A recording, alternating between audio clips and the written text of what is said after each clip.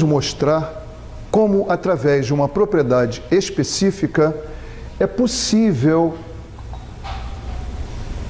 identificar um determinado elemento, identificar um metal. A identidade de um elemento químico é dada por suas propriedades específicas.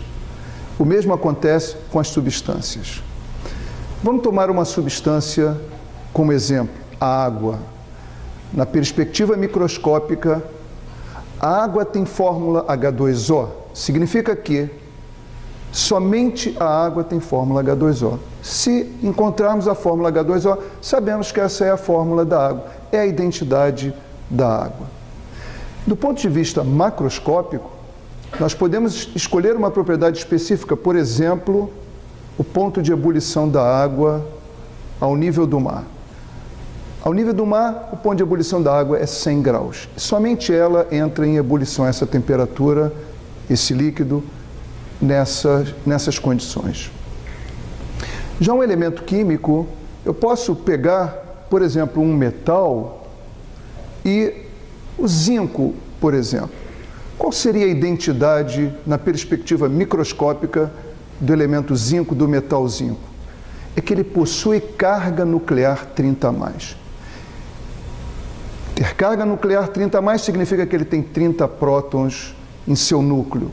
É o único elemento que é constituído de átomos com 30 prótons em seu núcleo. Assim como o hidrogênio, ele tem um próton no núcleo, carga nuclear mais um, somente ele e os demais elementos. O zinco tem carga nuclear 30+.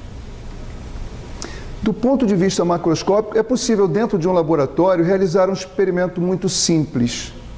Se nós pegarmos qualquer pedaço de zinco e o respectivo volume, medirmos a massa, medirmos o volume, e se dividirmos massa sobre volume, vamos encontrar um valor constante igual a 7,14. Então, se eu fizer um experimento, pego um pedaço de zinco, peso, meço o seu volume, divido um pelo outro, encontro 7,14, eu tenho então como identificar que este metal é o metal zinco. Aqui nós temos um metal que não é o zinco. E aí nós vamos fazer essa experiência com esse metal que eu desconheço quem é ele.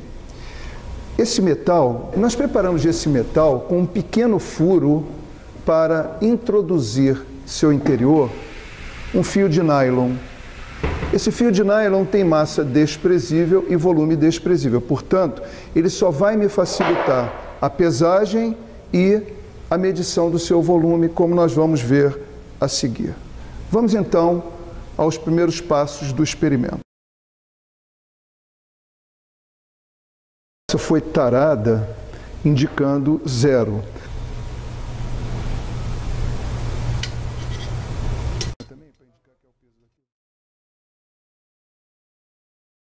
Nós vamos agora introduzir água até a marca de 20 ml.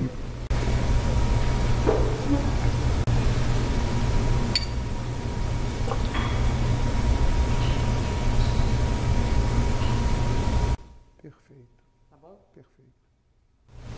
Agora que temos a água na marcação 20, vamos então pegar o nosso metal e, com o auxílio desse fio de nylon, nós vamos introduzir o metal e observar qual foi o deslocamento de líquido.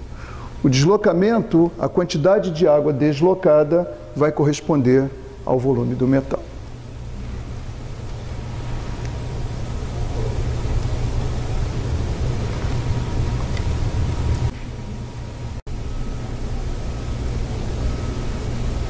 O volume desse metal para aquela massa é de 3,5 mililitros. Temos então a massa que medimos na balança e o volume deslocado que medimos na bureta. Vamos agora fazer a divisão de um pelo outro e, a partir daí, identificar quem é esse metal.